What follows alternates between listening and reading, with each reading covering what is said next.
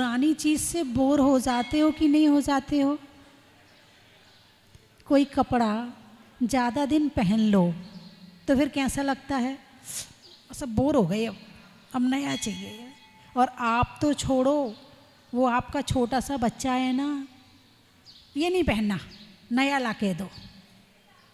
बोलिए हाँ या ना? कोई भी चीज़ यदि आप ज़्यादा पहन लेते हो तो आपके मन से हट जाती है, ठीक है। अच्छा, खाने में कोई चीज़ रोज़ रोज़ खाओ। भाई रोटी खाते खाते बहुत दिन हो गए, अब आज तो इडली बना दो, आज तो डोसा बना दो। और राजस्थान वाले होंगे बैठे, क्या राजस्थान वाले बैठे? इन्हें हर 8 दिन में दाल बाटी चाहिए। इन्हें दाल बाटी ना मिले तो ये बोर हो जाते हैं। अब रोटी नहीं खानी, अब तो दाल बाटी बना दो, है ना।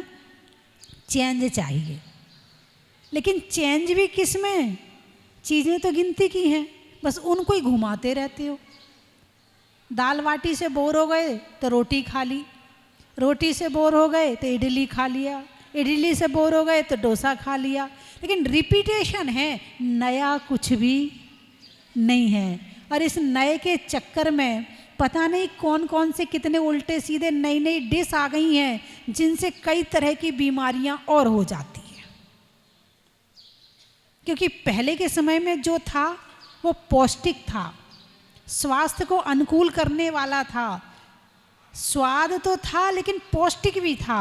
और आजकल जो है वो पेट को नुकसान देने वाला है, स्वाद में बहुत अच्छा लगने वाला है और बीमार करने वाला है। तो वर्तमान समय में जो भी आप खा रहे हो, और वैसे देखा जाए तो आजकल तो हर ही चीज़ अशुद्ध हो गई है। अनाज पैदा करते हैं, खाद डाल डाल के करते हैं, यूरिया डाल डाल के करते हैं, सब्जी पैदा करते हैं, इंजेक्शन लगा देते हैं, दूध देते हैं, दूध में इंजेक्शन गाय को लगा देते, फिर वो दूध निकालते हैं। आजकल तो हर चीज़ में थोड़ा थोड़ा जहर मिला हुआ आ रहा है। अब आपको जहर खाने की ज़रूरत नहीं है, वैसे ही रोज़ खा रहे हैं। पहले कहते थे शुद्ध भोजन करोगे तो बीमारियां नहीं होंगी, और अब कितना शुद्ध भोजन तुम घर में कर लो, लेकिन जो चीज़ मटेरियल तुम लेकर आ रहे हो वो पहले से मिक्स है, अब कहाँ से लाओगे नया? बात कुछ और करनी है। पंच परावर्तन में द्रव्य परिवर्तन की बात चल रही है। जिस चीज़ से डिस्टेंस हो जाता है वो चीज़ थोड़ी अच्छी लगने लगती है, और जो चीज़ रोज़ मिलती है वो चीज़ से बोर हो जाते हो। बस यही अंतर है ना, बाकी है तो रिपीटेशन। कल मैंने बताया था पानी रिपीट हो रहा है ना, अनाज रिपीट हो रहा है, हर चीज़ मूल मटेरियल है मिट्टी, हवा, पानी, सूरज की रोशनी और अग्नि। सूरज की रोशनी में क्या है? अरे बोलिए ना, अग्नि।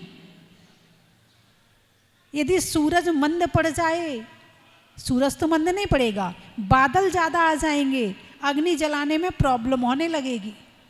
एक माचिस जलाते ना, रगड़ते रहते हो दिया सलाई को, दीपक जलाना है, एक नहीं जला दूसरी जलाओ। क्यों भाई, क्या हुआ? अग्नि कम पड़ गई, पानी ज़्यादा हो गया।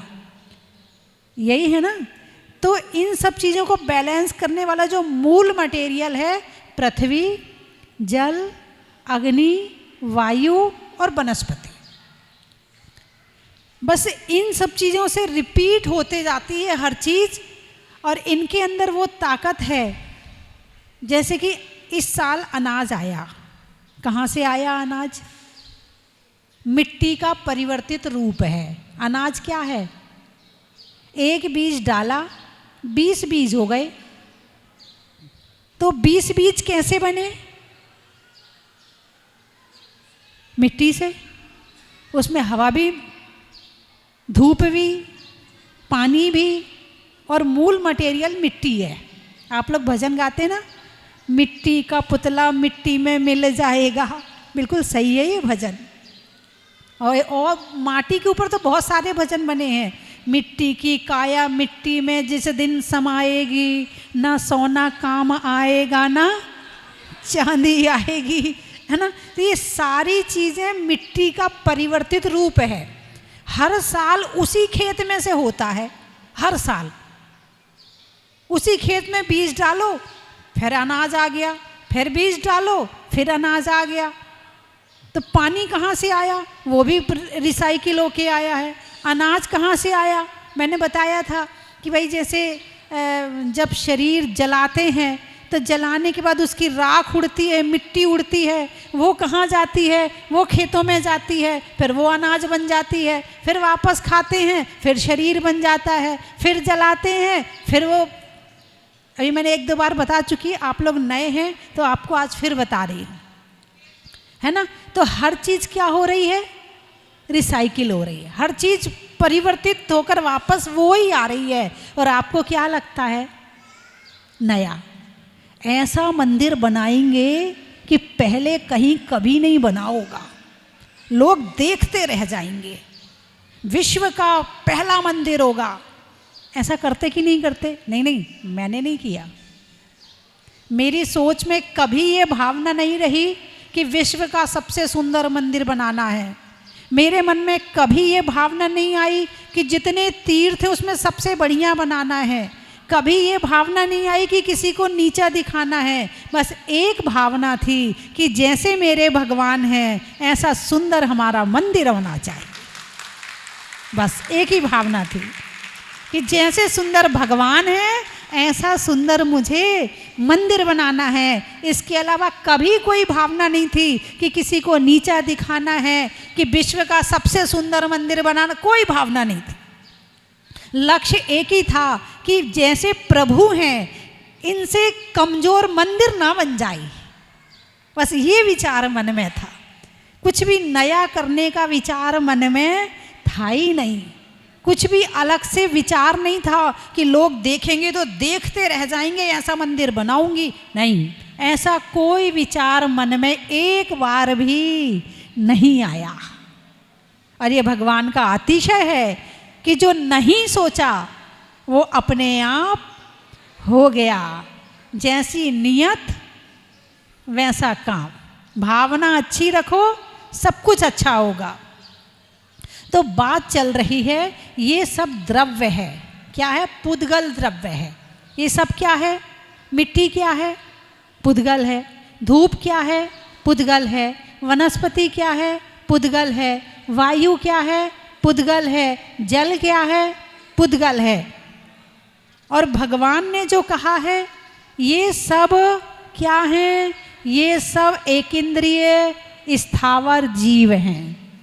लेकिन जीव हैं शरीर सहित हैं। जल ही जिनका शरीर है वो जल कायिक, वायु ही जिनका शरीर है वो वायु कायिक, पृथ्वी ही जिनका शरीर है वो पृथ्वी कायिक, अग्नि ही जिनका शरीर है वो अग्नि कायिक, और वनस्पति ही जिनका शरीर है वो वनस्पति कायिक। मूल मटेरियल 5 ही है, इसके अलावा कुछ भी नहीं है। आपके शरीर में क्या क्या है, मिट्टी है तो पृथ्वी हो गई। जल है कि नहीं है, 70% जल है तो जल हो गया, है ना, पृथ्वी जल। आपके शरीर में गर्मी है कि नहीं, तो अग्नि हो गई। जठराग्नि होती ना पेट में भोजन पचाने वाली, तो अग्नि हो गई। पृथ्वी जल अग्नि। और आपको गैस बनती नहीं बनती, अरे बोलिए ना, बोले बहुत पेट में गैस बन रही है। ये गैस क्या है, वायु है। यानी जितना चलने का काम है वो वायु के द्वारा होता है। तो शरीर में 5 तरह की वायु होती है। यदि ये सही तरह से चलती है तो बीमारी नहीं होती है, और ये गड़बड़ हो जाए तो बीमारी होती है। तो ये वायु है। और वनस्पति तो है ही है, वो क्या कहते हो आप, फाइबर, क्या कहते हो इंग्लिश में, हाँ, डॉक्टर कहता थोड़ा फाइबर ज़्यादा लिया करो, कहता ना थोड़ा फाइबर ज़्यादा लिया करो। ये फाइबर क्या है, ये वनस्पति है। तो हमारा शरीर किन चीज़ों से बना है, इन 5 चीज़ों से बना है। दुनिया की सारी चीज़ें किस चीज़ से बनती हैं? इन्हीं 5 चीज़ों से बनती हैं। तो मिट्टी से मिट्टी का पोषण होता है, जल से जल की कमी पूरी होती है। तो ये है द्रव्य। कौन सा द्रव्य है? पुद्गल द्रव्य है। कौन सा द्रव्य है? अच्छा, तो जो भोजन आप करते हो वो पहली बार कर रहे हो क्या? आपकी थाली में जो भोजन आएगा वो पहली बार आ रहा है क्या? अरे बोलिए ना। जो भोजन आपकी थाली में आया है, आप वो भोजन हजारों बार कर चुके हैं, लाखों बार, असंख्यात बार। और फिर भी जब थाली में आता, आज नमक कम है, आज मीठा ज़्यादा है, आज ये ऐसा है, आज ये बढ़िया बना है, आज ये ऐसा बना है, ज़रा इसको ऐसे बना दो, ज़रा इसको ऐसे बना दो, बारिश हो रही ज़रा पकौड़ी बना दो। जो चीज़ हम भोग चुके हैं बस हम उसी का ही भोग करते जा रहे हैं। ये है द्रव्य परिवर्तन। संसार में जितना पुद्गल है, जितने का मतलब आप समझ जाओ, चाहे अमेरिका में है, चाहे चीन में है, चाहे जापान में है, चाहे कनाडा में है, चाहे अफ्रीका में है, चाहे वो सारा पुद्गल हम भोग करके छोड़ चुके हैं, लेकिन हमारी आसक्ति खत्म नहीं हुई है। हमें लगता नहीं नया है, ये नए कपड़े हैं, ये नया भोजन है, ये नया आइटम है, ये नई डिश है। कुछ भी नया नहीं है। हम सारी चीज़ें हजारों बार, लाखों बार भोग करके छोड़ चुके हैं। कभी आपको कोई चीज़ ना मिले तो विचार करना, हजारों बार भोगा तब तृप्ति नहीं हुई, एक बार मिल जाएगा तो क्या तृप्ति हो जाएगी? नहीं मिला, कोई बात नहीं है। अपने मन में संतुष्ट रहना कि बार बार भोगने से जब संतुष्टि नहीं हुई तो एक बार और भोग लेंगे तो क्या होगा? तो मन में संतोष आएगा, मन शांत रहेगा, संसार के पदार्थों के प्रति आसक्ति कम होगी और भाव अच्छे रहेंगे। वरना इन्हीं चीज़ों के लिए लड़ते रहोगे। कहते ना, लड़ाई की जड़ क्या है? जड़, जोरू, अरे बोलिए ना, जमीन। जमीन के लिए लड़ते हो नहीं लड़ते हो? लड़ते हो ना। जिस जमीन की रजिस्ट्री तुम्हारे नाम से है, कितनी आसक्ति होती है उसके प्रति, कितना मोह होता है उसके प्रति। कोई ले तो ले, केस कर देते हैं, भाई भाई में झगड़ा हो जाता है, कोर्ट कचहरी हो जाती है भाई भाई में। अरे बोलिए ना, होती है कि नहीं होती? अरे भाई साहब, कुर्सी वाले भाई साहब, आप थोड़े ऐसे बैठे कि पीछे वाले मुझे नज़र नहीं आ रहे हैं। यदि जो नीचे बैठ सकता वो नीचे बैठ जाए स्टूल से उतर के, जिनकी बहुत मजबूरी है वही ऊपर बैठे। और कुर्सी वाले थोड़े से पीछे वालों को देख के बैठा करो कि मेरे पीछे कोई और भी बैठा है ना? नहीं, आपके पीछे तो कोई नहीं बैठा, आप ठीक बैठे। तो क्या कह रही थी? जिस जमीन की रजिस्ट्री आपके नाम से है उसके प्रति मोह होता है। जिस मकान की रजिस्ट्री आपके नाम से है आपको बड़ा मोह होता है। अच्छा ये बताओ, आपके नाम से रजिस्ट्री है तो वो मकान किसका है? बोलिए ना, आपका है। आपके नाम से रजिस्ट्री है, आप अकेले रहते हो या और कोई भी रहता है? उसमें छिपकली रहती कि नहीं रहती? अरे बोलिए ना भाई। इस कोठी की छिपकली और इस कोठी की छिपकली बाहर निकली, आपस में दोनों बात करी, बहन तू कहाँ रहती है? ये है ना मेरा मकान। तो उसने उससे पूछा तू कहाँ रहती? अरे ये है ना, अपन दोनों पड़ोसी हैं। तुम कह रहे मकान मेरा है, छिपकली कह रही, अरे बोलिए ना, मकान मेरा है। उसके छत पे बंदर भी रहते हैं, आपको पता नहीं है? जहाँ बहुत बंदर होते ना वहाँ छत बटी हुई होती है बंदरों की, और दोनों की अलग अलग टोली होती है। एक टोली दूसरे मोहल्ले में नहीं जा सकती और दूसरी टोली दूसरे मोहल्ले में नहीं जा सकती। तो बंदरों की छत बटी होती है। तो अब एक टोली वाले बंदर दूसरे से कहें तू कहाँ रहता, ये है ना मेरा मकान, मैं यहाँ रहता हूँ। किसका मकान है? रजिस्ट्री किसके नाम से है? अरे बोलिए ना। और बंदर कह रहे मकान मेरा है, मक्खी कह रही मकान मेरा है, मच्छर कह रहे मकान मेरा है, चूहा कह रहे मकान, अरे बोलिए ना, मेरा है। और कौन कौन रहता है तुम्हारे मकान में और तो बताओ? मकड़ी घर में घर बनाती है, तुम्हारे घर में चूहे ने बिल बना लिया, घर में घर बना लिया। मकड़ी ने जाला बना लिया, घर में घर बना लिया, और तुम कहते मकान मेरा है। अब बताओ मकान किसका है? अब बताओ, तुम कितने बार निकाल के बाहर करोगे फिर आ जाएंगे, तुम कितने बार निकालोगे फिर आ जाएंगे। तुम मच्छर को मारोगे पाप लगेगा, चूहे को मारोगे पाप लगेगा। अब निकाल के बताओ। मेरा कहने का मतलब ये है कि जिस वस्तु को हम अपना कहते हैं, ये हजारों बार लाखों बार अपना कह चुके हैं, लेकिन आज तक वो हमारी नहीं हुई है। हाँ भाई, सुरक्षा करनी पड़ेगी, रह रहे हैं तो उसका स्वामित्व का कार्य पूरा करना पड़ेगा, लेकिन अंदर में भाव ये होना चाहिए कि मेरा कुछ भी नहीं है। अंदर में जो एक श्रद्धा होती है, जो एक विश्वास होता है, वो ये होना चाहिए कि मेरा कुछ भी नहीं है। और जब मेरा कुछ भी नहीं है तो फिर आसक्ति कम होती है, और जितनी आसक्ति कम होगी उतना धर्म में मन लगेगा, और जितना धर्म में मन लगेगा उतना खुद के साथ जियोगे, और जितनी बाहर के पदार्थों में आसक्ति होगी उतना उसके लिए जियोगे। बात समझ में आई कि नहीं आई? अरे बोलिए ना, आई ना। तो द्रव्य परिवर्तन, क्या कहा मैंने? आज आप भारत के जिस मकान में रहते हो उसको कहते ये मकान मेरा है। कभी तुम्हारा जन्म अफ्रीका में हुआ होगा, वहाँ भी मकान में रहते थे तो मेरा मकान है। कभी अमेरिका में रहे होगे तो वहाँ भी मेरा मकान है। कितने मकान बदल लिए, कोई मकान तुम्हारा हुआ नहीं हुआ ना। आसक्ति खत्म करो।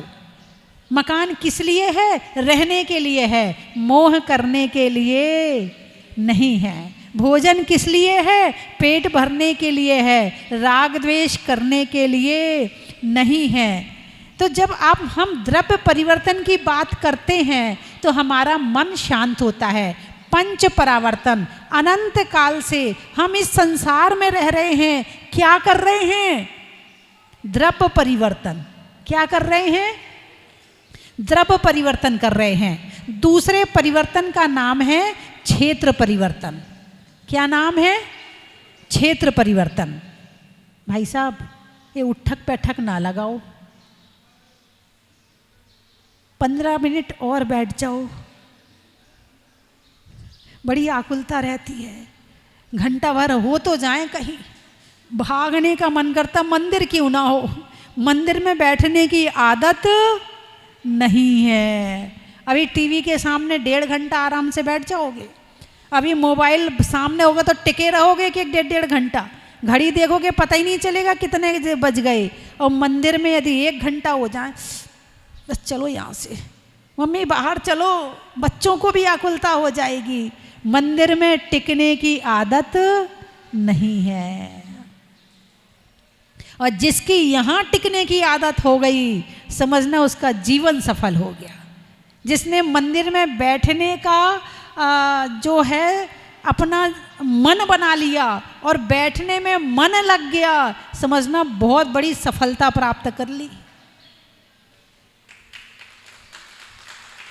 बहुत बड़ी सफलता प्राप्त कर ली। जिसका प्रवचन में मन लग गया, भाई सीरियल देखने में तो सबका मन लगता है, मोबाइल के रील देखने में तो सबका मन लगता है हैं, इधर उधर की बातों में तो सबका मन लगता है, लेकिन जहाँ सच्चाई की चर्चा होती है, ज्ञान की चर्चा होती है, आत्मा की चर्चा होती है, वहाँ जिसका मन लग गया, समझना आपने अपना लक्ष्य प्राप्त कर लिया।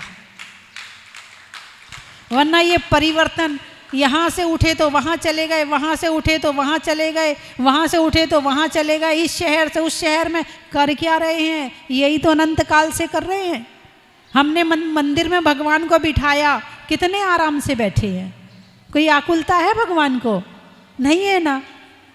आप कहोगे ये तो प्रतिमा है ना, इसलिए इनको आकुलता नहीं होती। नहीं, जब ये साक्षात भी होते हैं तब भी ये स्थिर होते हैं। कहीं कोई प्रतिमा में और अरिहंत भगवान में कहीं कोई अंतर नहीं है, बिल्कुल ऐसे ही स्थिर होते हैं। और ऐसी स्थिरता, एक होती चंचलता और एक होती है स्थिरता। क्षेत्र परिवर्तन, चंचलता, दिमाग चल रहा है, आंखें चल रही हैं, कान इधर उधर की बातों को सुनने में चल रहे हैं, मुंह बोलने में चल रहा है, पाँव चलने में चल रहे। अकेले पाँव से नहीं चलते, 24 घंटे तुम चलते हो, टिकते तो हो ही नहीं हो। अकेले बैठे हो ना, तब भी टिके नहीं हो। और भाव परिवर्तन, ये 5 तरह के परिवर्तन हम अनंत काल से कर रहे हैं। शांति से तो बैठते नहीं है, बोलिए ना। शांति से है, बच्चा जब यहाँ से वहाँ भागता है तो माँ क्या कहती है? बैठ जा शांति से। तुम शांति से बैठी हो? उसके तो पाँव चल रहे, तुम्हारा दिमाग चल रहा है। भगवान तुमसे कहते कि तुम शांति से बैठो, तुम बच्चे से कहती हो तुम शांति से बैठो। अब कौन किसको शांति से बिठाना चाहता है? कौन अशांति में ज़्यादा है? बच्चा अशांति में ज़्यादा है या तुम अशांति में ज़्यादा हो? जिसके पास अशांति है वो शांति में बैठे। तो किसके पास अशांति है? बच्चे के पास या तुम्हारे पास? तो तुम्हें खुद से कहना चाहिए शांति से बैठ। बहुत अशांति दिमाग में हो रही है, शांति रख अपने दिमाग में, मन शांत कर अपना। एक योगा में एक होता है शवासन। कौन सा आसन? शवासन। शवासन पता किसे कहते? शव आसन। शव, शव यानी मुर्दा, शव यानी मुर्दा, शव आसन, शवासन। तो क्या कोई आसन ऐसा भी होता है? हाँ होता है।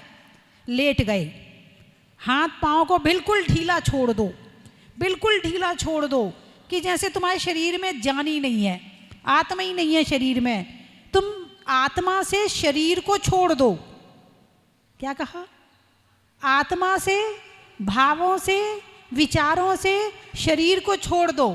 हाथ जैसे पड़े हैं पड़े हैं, पाँव जैसे पड़े हैं पड़े हैं, कुछ नहीं हिलाना है। 5 मिनट के लिए घड़ी देख लो कि 5 मिनट मुझे शरीर छोड़ना है, और मन में विचार छोड़ दो। जैसे मुर्दा कोई विचार नहीं करता, मुर्दा कोई हलन चलन नहीं करता, और पड़ जाओ। 5 मिनट के बाद फ्रेश होके उठोगे क्या? 5 मिनट के बाद फ्रेश होके उठोगे। 5 मिनट से 7 मिनट करो, 7 मिनट से 10 मिनट करो, और मन शांत हो जाएगा। ना विचार, ना हाथ, ना पाँव, कुछ नहीं चलाना है। बस एक टक परमात्मा को याद करो, क्योंकि मन में कुछ ना कुछ विषय देना तो जरूरी होता ही है। तो परमात्मा को याद कर लो, और बिल्कुल वो भी शांति से, वो भी उठा पटक में नहीं, वो भी बिल्कुल शांति से, बिल्कुल शांति से। चाहो तो तीर्थों के दर्शन कर लो, और हाथ पाँव को शव के जैसे बना लो, जैसे मुर्दा हिलता डुलता नहीं है, कुछ नहीं करता, ऐसे शरीर छोड़ दो। इसको कहते हैं शवासन। ये है मन को, शरीर को फ्रेश करने का तरीका। आता है? नहीं माता जी, आपने बता दिया है। जब ज़्यादा टेंशन हो, ज़्यादा परेशानी हो, कौन सा आसन लगा लेना? सिर दुख रहा हो तो ज़रूर लगा लेना, क्योंकि सिर में जब पीड़ा होती है तो सिर की पीड़ा अलग है, और जो उसमें टेंशन हो रही है वो अलग है। तो सिर में डबल पीड़ा होती है, तो शवासन लगाने से पीड़ा सिंगल हो जाएगी। क्या? क्योंकि जो हम सोच रहे, हाय सिर दुख रहा, हाय सिर दुख रहा, हाय सिर दुख रहा, एक तो ये टेंशन हो गई और एक दुख रहा है, एक वो टेंशन हो गई, तो मामला कैसा हो गया, डबल। तो जब शवासन लगाओगे तो दुखना छोड़ दो बिल्कुल शांति से, या मोबाइल में ध्यान का कोई जो मंत्र है वो लगा लें, ओंकार ध्वनि लगा लें मोबाइल में, है ना, और उसमें जैन ध्यान सूत्राणी, जैन ध्यान सूत्राणी वो लगा लें, वो उसमें एक म्यूजिक बजता है और उसमें मंत्र धीरे धीरे चलता है, वो लगा लें और बिल्कुल शव जैसे पड़ जाएं और ध्यान उसमें लगा लें। थोड़ी देर के बाद आप देखोगे आप बिल्कुल फ्रेश हो गए, नेगेटिविटी निकल गई और मन बिल्कुल शांत हो गया। बात समझ में आई कि नहीं आई? अपने मोबाइल को रिफ्रेश करते हो, अपने कंप्यूटर को रिफ्रेश करते हो, खुद को नहीं करते हो, इसलिए तो बीमारियां हो रही हैं, इसलिए तो दिमाग खराब हो रहा है, इसलिए टेंशन हो रही है, इसलिए ये झगड़े हो रहे हैं, इसलिए परेशानियां हो रही हैं। जैसे लैपटॉप को कंप्यूटर को रिफ्रेश करते हो ना, दिन में 5 मिनट के लिए खुद को भी रिफ्रेश कर लिया करो। अरे बोलिए ना, समाप्त करूं, समय हो गया। ऐसा है, इसके आगे सुनना है, आपको सुनना है, अपना अपना मोबाइल निकालो, चलो बाद में कर लेना, जो जो लाया है वो निकाल लो अपना अपना मोबाइल। चलो यूट्यूब खोलो, उसमें फटाफट यूट्यूब बोलते क्या बोलते हैं भाई, इसलिए आपको ज़्यादा पता, मैं तो सुन सुन के बता रही हूँ आपको, जो मुझे बता देते हैं मैं आपको बता देती हूँ। हाँ निकालो, यूट्यूब खोल लिया। अब इसमें स्वस्ति धाम जहाजपुर, इसमें ये निकालो, अब इसमें इसको सब्सक्राइब कर लो, आपको रोज प्रवचन मिल जाएंगे, और जो पुराने पड़े हैं उनको भी सुन लेना, ताकि जो और बातें आप नहीं सुन पाए हैं वो सुन लेना, ठीक है। रोज प्रवचन आप टीवी में, भाई कई बार टाइम सेट नहीं हो पाता, शाम का समय है, खाने का समय नहीं कर पाते हैं, तो आप जब टाइम मिले इसमें सुन लो, ठीक है। और वैसे दिन में 3 बार आती हूँ, सुबह 9:25 से, शाम को 5:40 से और रात को 1 बजे। बोलो कब टाइम है आपके पास में? जब टाइम हो मैं आपको प्रवचन सुना दूंगी। बहुत अच्छा ज़माना आ गया है, कहीं कोई दिक्कत है ही नहीं है। चलिए मैं 3 चीज़ें बोलूँगी, आपको कहना बड़ा ही महत्व है। थोड़ा माइक तेज करना।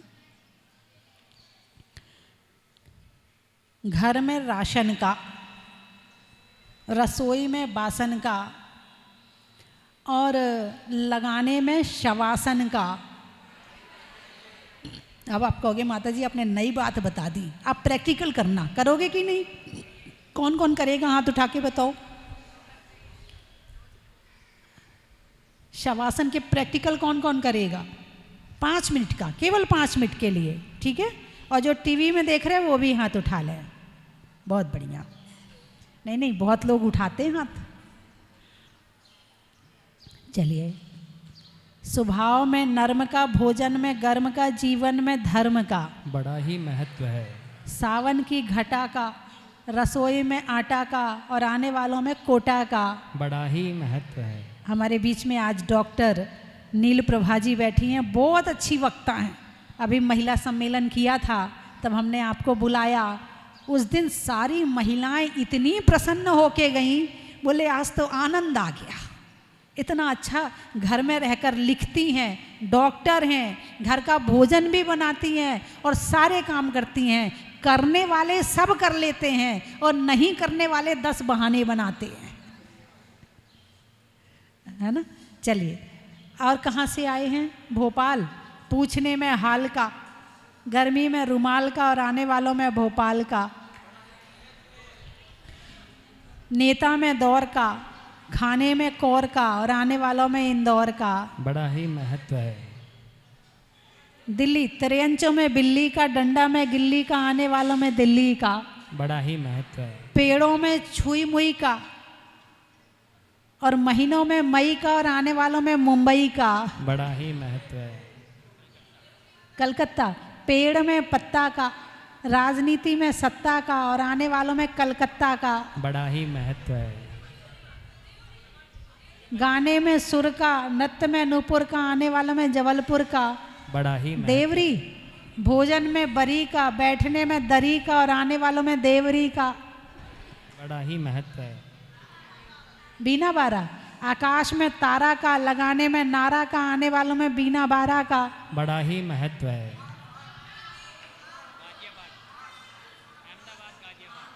धार, अच्छा, महिलाओं में हार का, बच्चों में प्यार का और आने वालों में धार का। बड़ा ही महत्व है। खेत में खाद का, भोजन में सलाद का और आने वालों में गाजियाबाद का। बड़ा ही महत्व है। सुसनेर, शिवपुरी, स्वर्ग में परी का, बैठने में दरी का और आने वालों में शिवपुरी का। बड़ा ही महत्व है। आगरा, जीवन में जरा का, सतियों में अनंग सरा का और आने वालों में आगरा का। बड़ा ही महत्व है। वृक्षों में बड़ का, बड़ की जड़ का, आने वालों में रामगढ़ का। बड़ा ही महत्व है। रिश्तों में ससुर का, देवों में असुर का, आने वालों में उदयपुर का। फिरोजाबाद, मिलने में प्रसाद का, देने में दाद का और आने वालों में फिरोजाबाद का। बड़ा ही महत्व है। हो गए। बोरिया, देशों में कोरिया का, गांव में हरिया का और आने वालों में बोरिया का। बड़ा ही महत्व है। मालपुरा, बातों में खरा का, जीवन में जरा का और आने वालों में मालपुरा का। बड़ा ही महत्व है। नहीं होने में विवाद का, भोजन में सलाद का और आने वालों में अहमदाबाद का। बोलिए 24 भगवान की जय। जय जिनेंद्र बंधुओं। संयम, तप, त्याग एवं साधना का महापर्व, जैन समाज का महापर्व, पर्वादिराज पर्युषण महापर्व आने वाली 8 सितंबर से 17 सितंबर तक मनाने जा रहे हैं। स्वस्थी धाम जहाजपुर में भूगर्भ से प्रकटित अतिशयकारी मुनीश्वरनाथ भगवान की पावन छत्र छाया में परम पूजनीय भारत गौरव गुरुमा गणनियारी का स्वस्ति भूषण माता जी का 29वां मंगलमय चातुर्मास चल रहा है। पूज्य गुरुमा के सत्संग पावन सानिध्य एवं पूज्य माता जी की संगस्था बाल ब्रह्मचारिणी प्रियंका दीदी के कुशल नेतृत्व में, निर्देशन में यहाँ पर 10 लक्षण महापर्व में एक श्रावक संस्कार एवं साधना शिविर का आयोजन किया जा रहा है। मैं चाहता हूँ आप यहाँ पधारें और इस शिविर में बैठ करके अपने आप को रिचार्ज करें। मुझे आशा ही नहीं, पूर्ण विश्वास है यहाँ आकर के जब आप शिविर में साधना करेंगे और बड़े बाबा की भक्ति करेंगे तो एक नई ऊर्जा, नई स्फूर्ति, नई चेतना आपको मिलेगी। यहाँ पर सभी शिविरार्थियों के आवास एवं भोजन की व्यवस्था क्षेत्र समिति के द्वारा की जा रही है। बंधुओं, आप नीचे जो लिंक दिया जा रहा है इस पर अपना रजिस्ट्रेशन कर सकते हैं, अपनी सूचना इस फ़ोन नंबर पर दे सकते हैं। धन्यवाद। जय जिनेंद्र बंधुओं। 80 कार्य क्षेत्र स्वस्तिधाम की पावन धरा पे परम पूज्य भारत गौरव गणनियारी का स्वस्ति भूषण माता जी के मंगल पावन सानिध्य में होने जा रहा है 40 दिवसीय भव्य चालीसे का पाठ, जिसको कराकर आप शातिशय पुण्यवंत की प्राप्ति कर सकते हैं। सबकी मनोकामना को पूर्ण करने वाला है पाठ, जिसकी निछावर राशि 1 दिवसीय पाठ की राशि 2100 रुपये है। आप सभी अपना नाम लिखवा कर शातिशय पुण्यवंत की प्राप्ति करें। जय जिनेंद्र।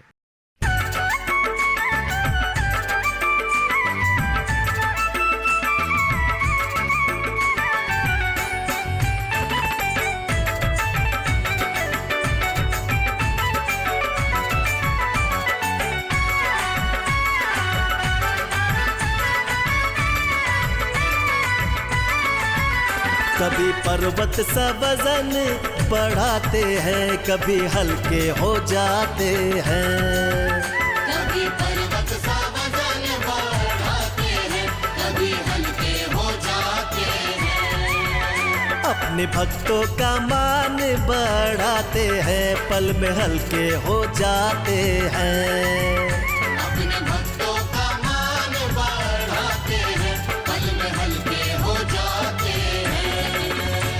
जय मुनि सुब्रत नाथ की, जय मुनि सुब्रत नाथ की, जय मुनि सुब्रत नाथ की, जय मुनि सुब्रत नाथ की। जय मुनि सुब्रत नाथ की, जय मुनि सुब्रत नाथ की, जय मुनि सुब्रत नाथ की, जय मुनि सुब्रत नाथ की।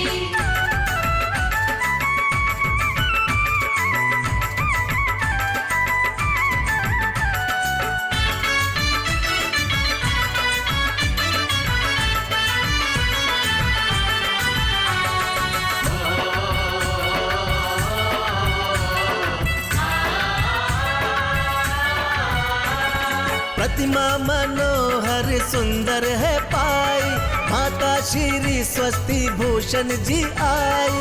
माता श्री स्वस्ति भूषण जी यहाँ आई। स्वस्ति धाम में पावन प्रभु जी विराज। कंचन की थाल को सजाओ रे आज, रत्नों की थाल को भर लाओ रे आज। आओ आओ करे रे गुणगान आरती भगवन की।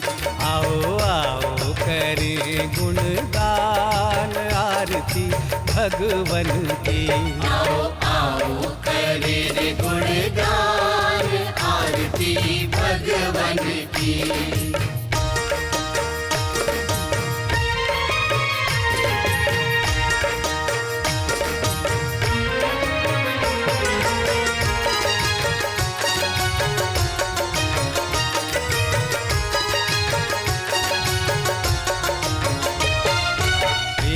सुमित्र के राज दुलारे, माँ पद्मा जी के नैनों के तारे।